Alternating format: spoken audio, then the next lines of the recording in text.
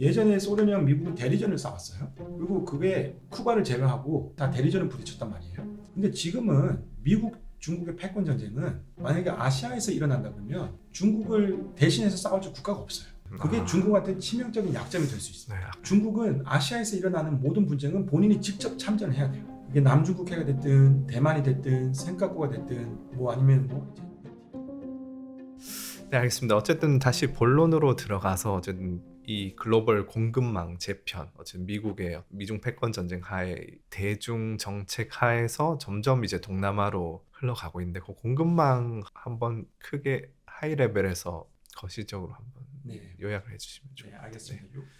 여기도 네. 지금 현재 진행형이기 때문에 이제 앞으로 일이 어떻게 벌어질지는 정확히 알기는 예단하기는 힘듭니다. 네. 하지만 지금까지 일어난 일들을 보면 일단 미국은 처음에는 중국에 대대적인 전반적인 압박을 넣으려고 했는데 이게 이제 서로 너무 긴밀한 관계를 맺고 있다가 서로 다른 길을 가려고 하다 보니까 중국도 피해를 받지만 미국도 피해를 받아요. 이 피해가 너무 커지면 물론 중국의 피해가 저는 더 클 거라고 생각합니다만 그래도 미국 입장에서는 본인한테 피해는 최선을 하면서 중국을 컨테인하는 게 제일 좋잖아요. 네. 그래서 이게 이제 디커플링에서 딜 리스킹으로 바꿔졌다고 보는 거고 이 딜 리스킹은 최소한 스몰 야드 하이 펜스 그래서 모든 분야에서 압박하는 게 아니고 딱 특정 분야가 있고 그 특정 분야는 첨단 산업인 거예요. 첨단 산업을 조이자. 네. 그래서 중국이 절대로 첨단 산업에서 미국의 패권에 도전하지 못하도록. 근데 이미 중국은 첨단 산업이 꽤 발달되어 있는 상황입니다. 그래서 뭐 퀀텀 컴퓨팅이나 이런 데서는 중국이 미국을 앞서 있다는 얘기도 있고 요거는 이제 그냥 양적인 것만 보는 건데 페이턴트를 등록하는 횟수도 중국이 더 많다. 미국은 거기는 좀 못 미친다는 얘기도 있는데 이제 질적인 건 감안을 안 하는 거고 다만 이런 것들 전반적으로 봤을 때 저는 개인적으로 아직까지만 해도 전 세계적으로 제일 창의적인 게 나오는 거는 미국이라고 보는 게 맞는 것 같아요. 그래서 중국은 경제가 창의성을 조장하는 그런 경제는 아니고 중국이 덩치는 커요. 그건 뭐 워낙 사이즈가 애시당초 컸었고 그렇기 때문에 자기 국내 마켓을 보호하면 거기에서 이제 활동하는 중국 기업들은 자연스럽게 커질 수밖에 없거든요. 그러니까 알리바바가 커졌던 이유도 한번 생각해 보시면 알리바바가 그 본인 아이디어 아닙니다. 아마존 아이디어를 그냥 뭐 그대로 뺏긴. 뺏겨서 중국 내수를 자기들이 먹었던 것 뿐이고 이거는 중국 정부가 보호해줘서 그게 가능했던 거고 그리고 뭐 이런 게 되게 많죠. 그래서 저는 아직도 이런 질적인 면에서는 중국 경제가 미국을 따라가기 되게 힘들다. 근데 거기다가 이제 마윈이랑 다 시진핑이 공동 부유한다고 다 내리쳤었잖아요. 그렇죠. 그게 이제 네. 시진핑이 주도하는 중국의 이제 경제 질서, 중국 국내 경제 질서인 거죠. 그러니까 이게 등소평 때는 경제는 약간 좀 자본주의, 뭐 정치 제도는 공산당 레니니즘으로 접목해가지고 한번 해보자 했던 게 이제 등소평의 그 방안이었던 거고, 물론 이제 그것도 등소평 본인 자체도 이거를 동급에 놓고 본 게 아니고 이게 이제 세장 안에 세라는 이론이 있거든요. 그러니까 이 세라는 게 이제 마켓인 거고 시장인 거고 이 시장은 항상 세장 안에 갇혀져 있어야 된다. 이건 공산주의, 레니니즘, 당 우선 그 안에서 시장의 역할을 등소평이 좀 더 키워줬던 건데 이제 이게 좀 더 많이 생각보다 많이 커지다 보니까 이제 시진핑 입장에서는 이 체제 자체도 불만이고 공산주의는 공산주의여야 되는 거지 어떻게 공산주의를 하면서 빈부격차가 자본주의 국가보다 더 심하냐 그리고 이 세가 너무 커졌다 그래서 요거를 이제 누르는 게 시진핑의 국내 정책이었던 거고 그게 일환이 빅테크, 진, 민퇴 그래서 국가의 기업들이 선봉에 나서고 민간 기업들이 후퇴하고 거기서 이제 힘이 강해졌던 택 기업들을 시진핑 정부가 한번 컨트롤했던 거죠. 그 과정에서 아무래도 필연적으로 혁신이 좀 망가지지 않을까요? 네, 망가질 수밖에 없죠. 왜냐하면 개인의 자유를 억압하면 이 창의성이란 거는 이거를 뭐 가르칠 수가 없는 거잖아요. 그렇죠. 그리고 또 어느 순간에 이게 튀어나올 수 있는 것도 모르고 그렇기 때문에 이 개인 기업, 그 뭐 개인도 마찬가지고 그런 자유를 억압하면 창의성이 거기서 나올 거라고 보기 힘들고 또 저는 지금 현재 중국의 이제 경제 개발 모델이 거의 끝자락에 왔다고 봐요. 그러니까 이게 기조가 낮았을 때는 이제 조그만 혁신을 해도 성장이 많이 나오고 했지만 중국도 이제는 경제가 성장을 많이 했기 때문에 지금부터는 정말로 그 최첨단에서 싸움을 해야 되는 거고 그럼 여기서는 R&D, 이노베이션 이런 걸 많이 해야 되는데 중국의 경제 성장을 보시면 지금까지 큰 자본을 때려놓고 자본을 보호해주고 인프라. 네. 그래서 성장이 되면 그때 이제 오픈해가지고 세계랑 경쟁을 하는데 그때도 조금 부족하면 우리가 이제 산업 정책으로서 지원금을 준다든지 해가지고 가격 경쟁을 붙여가지고 일단 글로벌 마켓 쉐어를 먹고 그 다음에 이제 경쟁자들을 없애고 그래서 도미넌트하게 되는 그런 과정이 많았잖아요. 덤핑 같은 거 막 해가지고. 그래서 이제 지금은 이제 미국에서 일단 첨단 산업에서는 중국을 압박을 한다. 여기에서는 미국은 절대 정책을 바뀌지 않을 거라 생각해요. 그게 제일 중요한 분야가 우리 모두 알다시피 반도체인 네. 겁니다. 그래서 반도체 말씀을 잠깐 드리면 네. 이 도표를 보시면 이게 전 세계 이제 반도체 공급망에 관한 거거든요. 네. 제가 아는 바로는 어떤 산업도 반도체 산업만큼 글로벌 공급망이 이게 촘촘하게 엮인 게 없는 걸로 알고 있어요. 그리고 심지어 더치 회사 중에 ASML이라고 그 EUV 노광 장비 만드는 회사가 있지 않습니까? 독점 위치를 가지고 있다고 하는데 제가 알기로는 그 ASML의 그 EUV 노광 장비를 만드는 그것의 공급망만 해도 최소한 80여 개의 기업들이 속해 있는 걸 알고 있고 그 80여 개의 기업들은 또 여기저기 다 분산되어 있는 걸 알고 있어요. 그러니까 그만큼 이 반도체 공급망은 엄청나게 촘촘하게 엮여 있거든요. 여기 보시면 중국이 여기저기 나오긴 하는데 전반적으로 전부 다 팀 USA 멤버들이 많죠. 그러니까 여기를 이제 미국이 파트너를 구상해서 중국한테 압박을 들어가면 중국은 혼자서 해야 되는 거고 팀 차이나에는 테크놀로지 쪽으로 도와줄 수 있는 국가가 없기 때문에 정말 본인 혼자서 다 해야 되는 거예요. 근데 이게 중국 정부가 처음에는 좀 쉽게 생각했던 것 같아요. 본인들의 과거의 산업 경쟁력을 발달시키는 방법은 자본을 때려놓고 좀 보호해주고 돈이 많이 들어가면 들어갈수록 성장력이 나왔고 능력이 키워졌는데 반도체는 여기서 살짝 벗어날 가능성이 좀 있다고 저는 생각하거든요. 물론 이제 투자를 많이 하면 좀 어느 정도 이제 경쟁력 나오겠지만 이게 최첨단 분야에서는 그게 투자한다고 해서 꼭 그게 결과로 이어지는 게 아니기 때문에 만약에 돈은 투자를 많이 하고 거기에 상응하는 결과물이 안 나오면 이거는 미중 패권 전쟁에서 지금은 이제 효율성을 경쟁하는 건데 여기서 이제 중국의 비효율성이 비효율적인. 계속 올라가는 거죠. 그러면 이게 그냥 체제가 궁극적으로 버티기 힘들게 되는 수가 될 수 있죠. 그 최근에 제가 뉴스에서 이제 화웨이가 무슨 뭐 그 7나노 그런 네. 공정을 뭐 했다. 그래서 뭐 세계가 깜짝 놀랬다. 미국이 놀랬다. 이런 게 있던데 그거는 뭐 사실 크게 뭐 걱정할 필요는 없는 부분인가요? 이제 미국 입장에서는.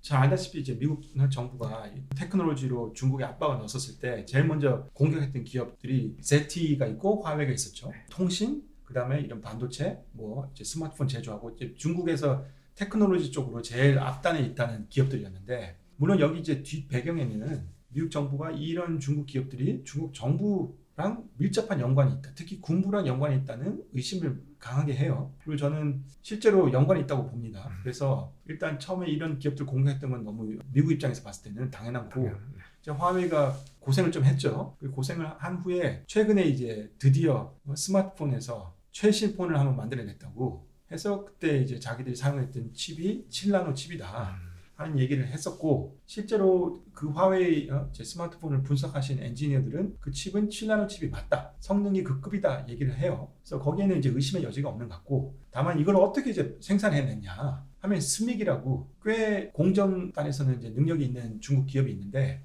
이 기업은 EUV 장비는 없습니다. 우리가 보통 이제 첨단 반도체를 공정을 할 때는 EUV 네. 장비가 필요하다고 다들 생각을 많이 하는데 EUV는 중국한테 지금 팔 수가 없고 네. 그는 네덜란드도 본인이 개인적인 이유로도 팔기 싫어하고 안보적인 측면에서 미국에서도 압박이 들어왔기 때문에 중국에 팔지는 않는데 제가 알기로는 7나노까지는 과거에 이제 조금 떨어지는 그 장비로도 구현을 할 수 있는 걸로 알고 있어요. 이게 멀티 패터닝이라고 그러는데 어째 이게 이제 지금 스믹에 있는 양멍송이라는 그 엔지니어가 TSMC에서 일했었고 삼성에서 와서 일을 했었고 지금 스믹에 가서 일하시는데 이제 그분이 하지 않았을까 하는 추측을 하고 있고 자 그러면 그런 방법으로 이제 조금 성능이 떨어지는 장비를 이용해서 7나노 반도체를 이제 일단 공정은 성공했다. 근데 여기서 얘기가 끝나는 게 아니에요.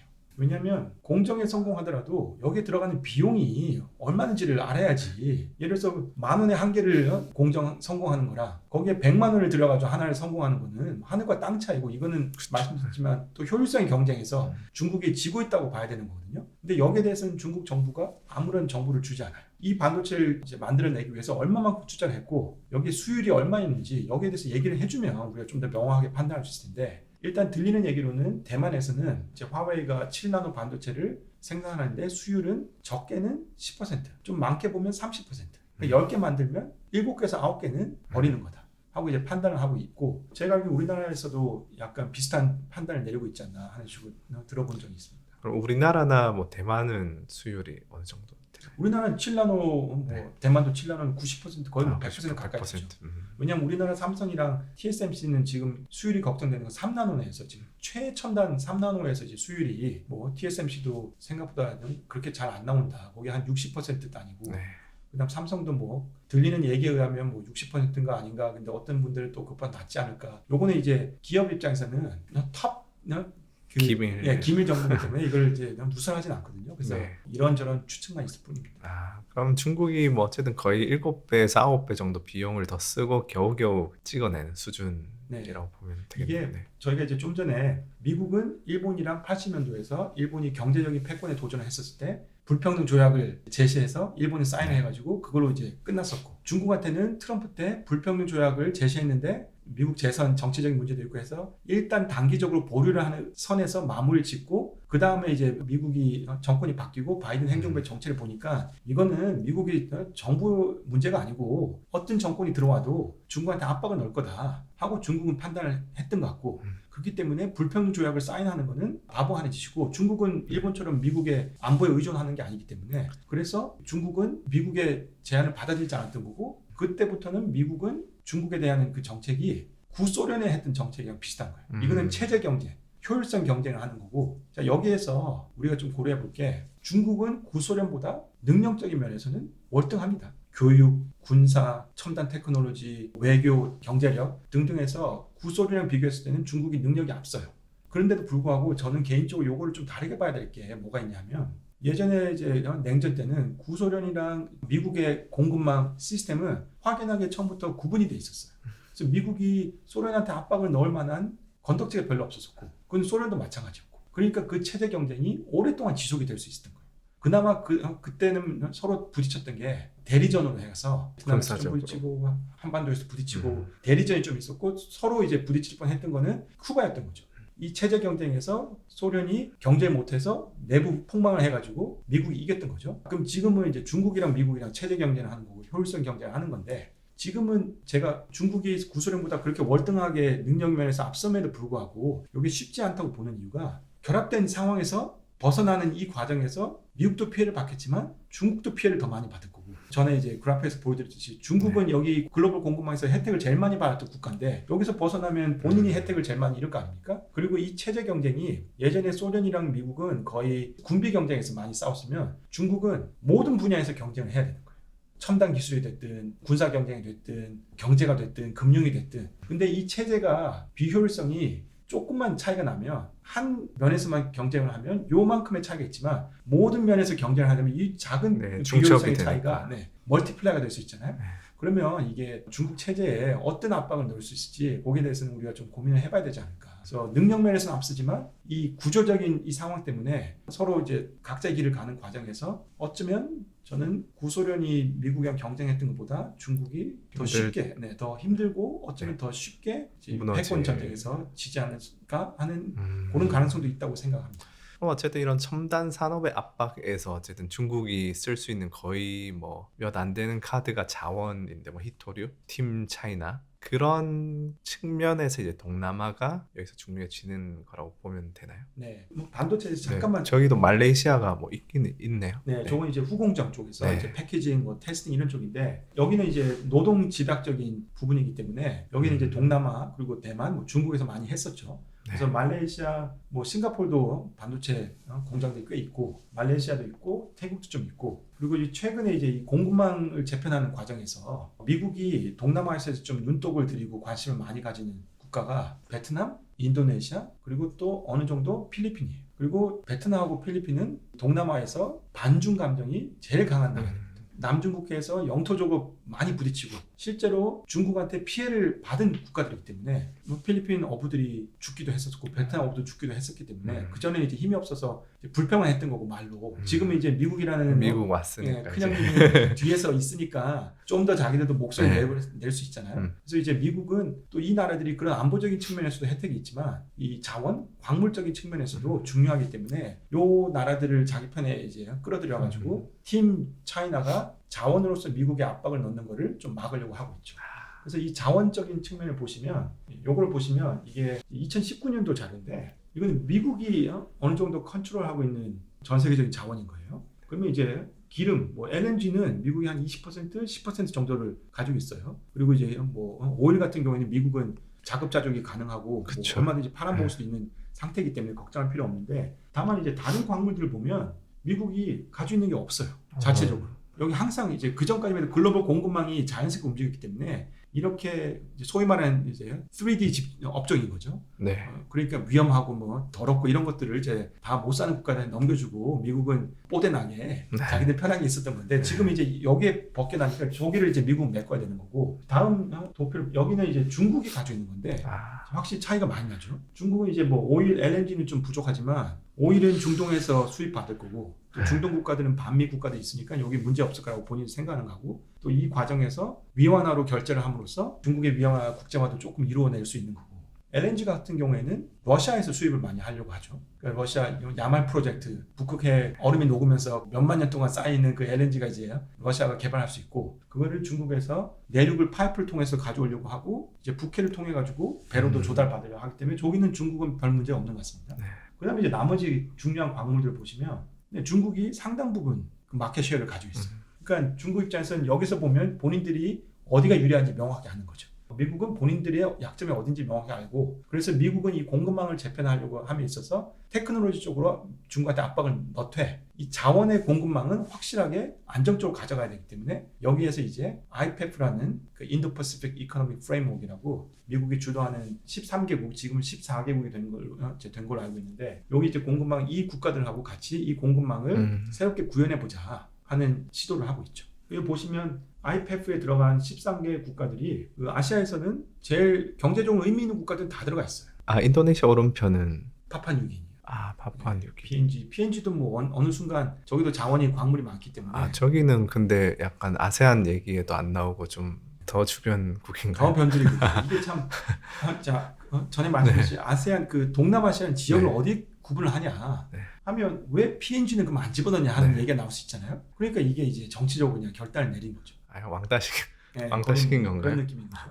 근데 앞으로 아세안에 추가될 국가가 하나 있긴 있어요. 지역적으로 동남아에 속해 있는데 아직 아세안 멤버가 아닌 국가가 이스티모. 이스티모는 독립을 했는데 아직까지 이제 아세안 회원국이 되지 않았거든요. 근데 위치는 동남아에 명확하게 있기 때문에 이제 이스티모가 들어가면 11개국이 되는 거죠. 아무튼 이렇게 13개국이 미국 주도하에서 새로운 공급망 구축을 하려고 그러고 IPEF가 필라가 4개 있거든요. 그중에 한 필라가 명확하게 공급망에 관한 겁니다. 공급망과 자원. 그럼 이제 어떤 공급망이라고 하면은 뭔가 제품을 만들 때 그 하단에 들어가는 뭐 소재나 제품, 뭐 재료 같은 부분들인데 그런 부분들을 여기 동남아 국가들도 뭐 투자를 뭐 받고 또 투자하고 뭐 그렇게 봐도 될까요? 네, 그래서 베트남 같은 경우에는 제가 알기로 그 히토류 같은 경우에는 전 세계적으로 뭐 2위인가 3위로 생산하는 국가거든요. 미국 바이든 행정부에서 베트남에 엄청난 공을 들였어요. 그래서 2021년도 코로나가 서서히 좀 완화되면서 그나마 좀 국제 여행이 가능했었을 때 미국 행정부에서 처음에 국방부 장관이 동남아에 방문을 했었을 때 싱가포르에 도착해서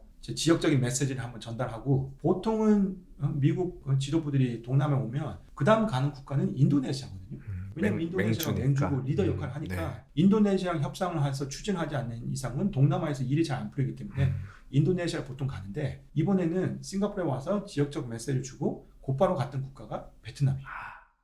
국방부 장관이 갔으니까 군사적인 얘기를 했겠죠. 그리고 거기에 핵심은 남중국해가 있는 거고 그 남중국의 핵심은 중국인 거예요. 그리고 몇 달 뒤에 이제 미국의 부통령 카밀라 해리스도 동남아에 방문을 했어요. 그때도 이제 우선 싱가포르에 와서 지역 메시지를 던지고 그 다음에 곧바로 갔던 국가가 베트남입니다. 그리고 2023년 올해 불과 한 2달 전에 바이든 대통령이 베트남을 국빈 방문했죠. 그리고 그때 나왔던 결과물이 그 Comprehensive Strategic Partnership이라고 동맹을 맺지 않는 이상은 최대한 양국 관계를 업그레이드한 거예요. 그리고 베트남은 거의 동맹 수준으로. 그렇죠. 동맹은 좀 근데 공산주의 국가라서 힘들죠. 동맹을 맺는다는 거는 너의 안보를, 너의 미래를 내가 책임져 주겠다는 거거든요. 우리는 공동 운명체이기 때문에 너한테 피해가는 거를 나도 내 피해라고 생각하고 같이 싸우겠다는 입장이 되는 건데 아무래도 아직까지만 해도 이제 베트남 공산주의니까 거기까지는 못 가고 그래도 자기들이 해줄 수 있는 선에서는 최대한 해줬던 거고 이거는 서로의 이해관계가 맞아 떨어졌던 거죠. 그래서 베트남이 이 Comprehensive Strategic Partnership을 맺은 국가가 몇 개 없어요. 상상하시다시피 중국이 있고 러시아가 있고 여긴 다 공산권이니까 맺었던 거고 이 맺었던 때는 베트남이랑 중국의 관계가 그나마 경제적으로 서로 이제 협조하는 게 많았기 때문에 안보적인 이슈는 조금 물론 있었지만 조금 이제 덜 중요시 여기면서 네. 경제적인 그 관계를 중요시 여길 때 맺었던 거고 그 이후에 맺었던 국가를 보시면 미국이 있고 직전에 한국이랑 맺었어요. 한국이랑. 네. 네. 보시면 과거에는 공산권이랑 베트남은 관계를 돈독하게 하려고 했는데 그게 이제 2000년 후반, 2010년 초반, 2020년 넘어와가지고는 맺었던 국가들은 전부 다 미국 아니면 미국의 파트너. 미국의 파트너들. 네. 그러니까 그만큼 베트남의 이해관계가 네. 체제의 다름을 배제하더라도 이해관계는 미국하고 미국 동맹국이랑 맞아떨어지는 게 많다 하고 봐야 되는 거고 이제 그 일환으로서 그 미국이랑 맺은 Comprehensive Strategic Partnership 그 내용을 보면 거기에도 곰곰한 얘기를 하고 있고 그리고 베트남의 역할을 미국이 중요시 여기고 있고 또 거기에 반도체 얘기가 나옵니다. 베트남이 반도체 뭐 관련되는 그게 또 있나요? 지금은 아직까지는 없죠. 너무 네. 미미한데 이거를 우리도 좀 심각하게 아직까지 심각하지 않지만 네. 그래도 좀 중요성을 가지고 봐야 되는 게 미국이 일본의 반도체 산업을 눌렀기 때문에 우리가, 우리나라하고 네. 대만의 반도체 산업이 성장할 수 있던 거예요. 물론 이제 그 이후에 베트남의 TSMC, 한국의 삼성, 뭐 SK 하이닉스가 투자를 많이 하면서 본인들의 기업단에서 노력 때문에 이만큼 정말 성장을 많이 한 거긴 한데 그 시작은 미국이 일본의 기술 패권을 누르고 거기에서 이제 파생돼서 기회가 주어졌던 거고 그렇죠. 지금 이제 베트남도 미국이랑 좀 더 가까이 가자고 하니까 미국 입장에서 그래? 그러면 너희가 우리를 도와주면 우리가 이렇게 노하우도 넘겨주고 테크놀로지 넘겨주고 지원을 해주겠다 하는 그런 선언이라 보시면 됩니다. 무섭네요. 이게 약간 또 저희가 일본 때문에 이제 수혜 받았듯이 어쨌든 잠재적인 경쟁 국가가 또 될 수도 있는 거니까. 네. 근데 이제 다만 지금 현재로 봐서는 격차가 너무 심하기 때문에 그쵸. 베트남이 뭐 예를 들어서 타이완이나 우리를 따라잡는다고 하면 아무리 못해도 10수년은 걸릴 거예요. 네. 그래서 여기는 이게 지금 너무 이 공정은 첨단까지 갔기 때문에 여기서는 이제 국가가 해줄 수 있는 게 더 없어요. 여기는 R&D고 이노베이션 해야 되는 거고 그 기업단에서 학계에서 노력을 해가지고 만들어내야 되는 거기 때문에 국가가 해줄 수 있는 건 더 이상 없고 다만 이제 베트남은 아직 초기 단계이기 때문에 국가가 들어오든지 미국이 자원을 넘겨주고 노하우를 넘겨주면 발전할 수 있는 가능성은 네. 꽤 많이 있겠죠. 그리고 거기 이제 공급한 이슈도 들어와 있고 저는 개인적으로 이걸 어떻게 보냐면 아시아 내에서 예전에 이제 냉전은 대리전이 가능했어요. 팀 소련이 분명히 있었고 팀 USA도 그때 있었고 그 중에 이제 쫄따구라 그러면 좀 그러지만 그 밑에 있는 대장이 안 싸워. 하지만 팀 다들, 멤버들이 하나씩 나가서 니네 한번 싸워봐. 그래서 우리가 그걸로서 한번 느껴보겠어 하는 대리전이 있었잖아요. 네. 그리고 그때 당시만 해도 이 힘은 소련, 미국이기 때문에 대서양에 있었어요. 그래서 그 대리전이 아시아에서 일어났던 거죠. 대부분 다. 힘이 대서양에 이제 강국들이 있으니까 비교적 약한 뭐 한국이나 이런 데서 대리전을 그렇죠. 본인 땅덩어리에서 싸우기 싫으니까. 그리고 그 나머지 대리를 할 수 있는 애들한테 줘가지고 대신 싸웠던 거고 지금은 이제 패권이 경쟁이 중국하고 미국에서 일어나잖아요. 그러니까 얘네들이 본인들끼리 이제 되도록이면 싸우는 거를 방지하고 싶고 물론 대만에서도 분쟁이 일어날 가능성이 있고 한반도도 거기에 하나이기 때문에 걱정이 있을 수밖에 없는 거고 남중국해도 걱정이 있지만 지금까지는 대리전을 유럽에서 일어났어요. 저는 러시아 우크라이나 전쟁을 시작은 대리전의 성향이 아닐지 몰라도 그 과정에서 대리전은 바뀌었다고 봅니다.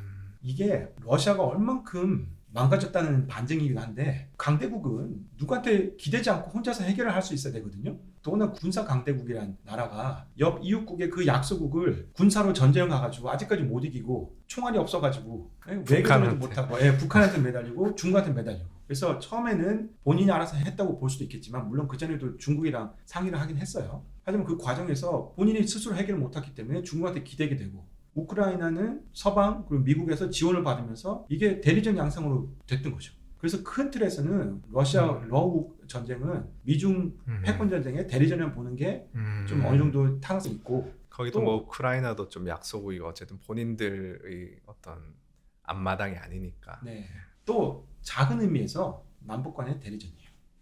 남북. 네. 김정은이 그 푸틴을 만났을 때 분명히 그 뭐 군사 지원을 해주는 걸로 이제 그렇죠. 딜을 맺었단 말이에요. 네. 그리고 한국은 이제 정부 공식 입장은 우크라이나에 직접 지원해주는 건 없습니다. 하지만 폴란드에 무기를 팔았어요. 그 폴란드를 통해서 우크라이나의 군사적인 총알이 됐든 뭐가 됐든 좀 들어가지 않았을까 하고 다들 추측을 하고 있고 저는 그 추측이 신빙성이 있다고 봐요. 그러니까 우리나라 정부는 아마 공식적으로는 동의는 안 해줬지만 그런 식으로 뒤로 약간 흘러갈 수 있는 거를 어느 정도 인지하고 있진 않았을까. 자 그렇게 보면 분명히 러우 전쟁은 큰 틀에서 미중의 패권 전쟁의 대리전이 됐고 지금 또 시간이 흘러가지고 남북 간의 대리전이 되는 거예요. 그만큼 아시아의 위상이 지금 글로벌적으로 올라왔다. 아. 그래서 대리전은 더 이상 이제 아시아에서 싸우는 게 아니고 유럽에서 싸운다. 예전엔 강대국들이 대서양의 파워니까 우리한테서 했는데 이제 우리도 좀 올라와서 우크라이나 이런 데서 이제 하는. 그리고 또 다른 측면이 하나 뭐가 네. 있냐면 예전에 소련이랑 미국은 대리전을 싸웠어요.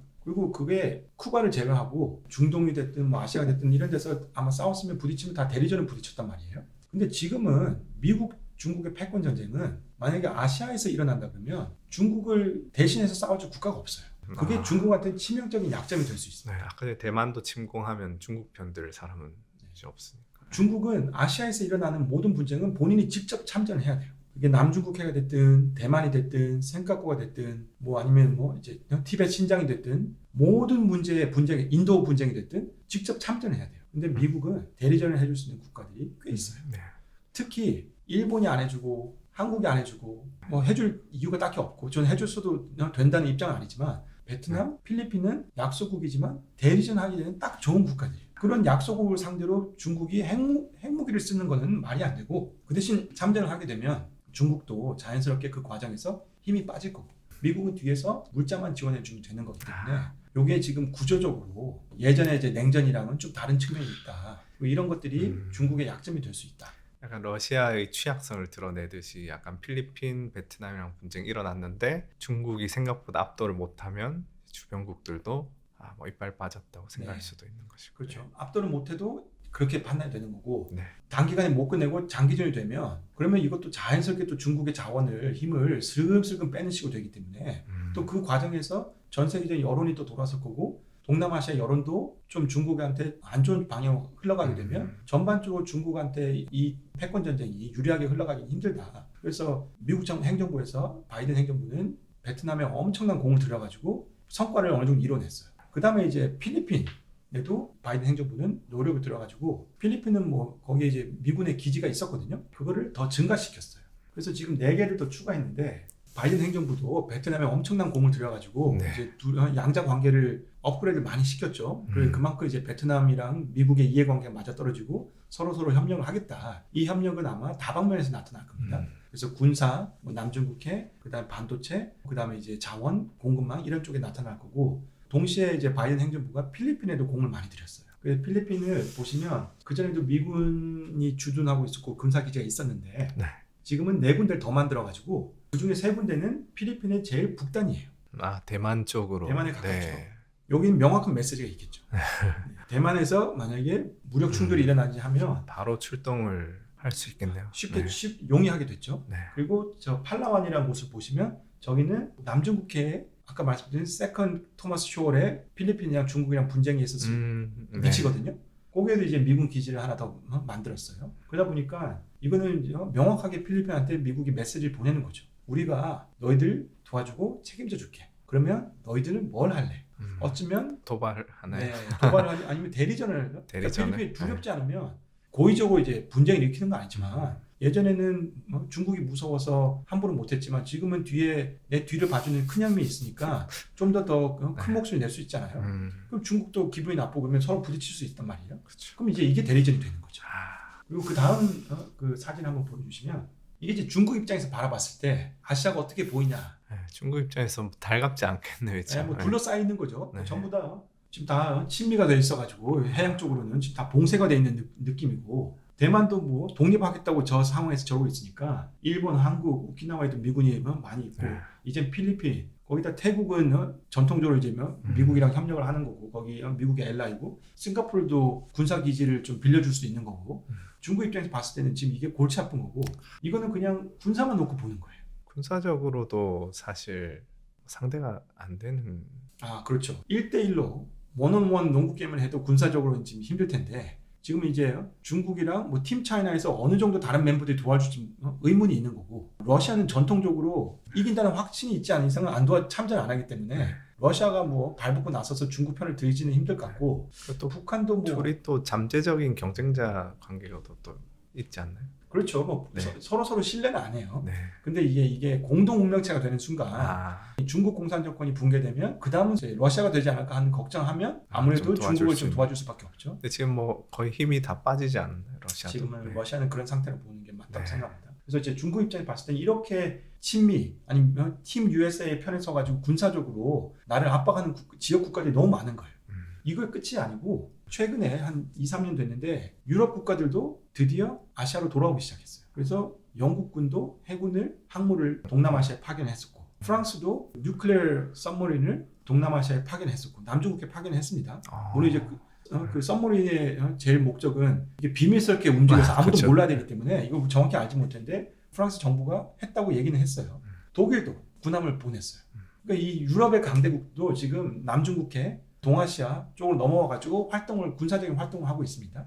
그러니까 이 모든 걸 합쳐보면 1대1 농구 게임도 지금 될까 말까 한데 이 팀 USA의 군사력은 그리고 이 협조는 중국 입장에 봤을 때는 넘기 힘든 벽이 되지 않을까 그런 생각을 할 수가 있죠. 그래서 네. 필리핀에도 공을 들여가지고 미국이 어느 정도 성과를 얻어냈다. 저는 어쨌든 대리전이 일어나면 어쨌든 그 우리나라와 대만이 위험할 거라고 생각했는데 그보다는 지금 필리핀과 베트남 이쪽이 좀 더 유력한 후보라고 봐도 될까요? 이제 대만 같은 경우에는 시진핑이 개인적인 그 정치적 목적이 너무 들어가 너무 있기 때문에 명확하니까 위험한 거 그래서 맞고. 위험성이 네. 올라가는 거고 이제 한반도 같은 경우에는 저는 이제 굉장히 한반도도 좀 우려는 분명히 해야 됩니다.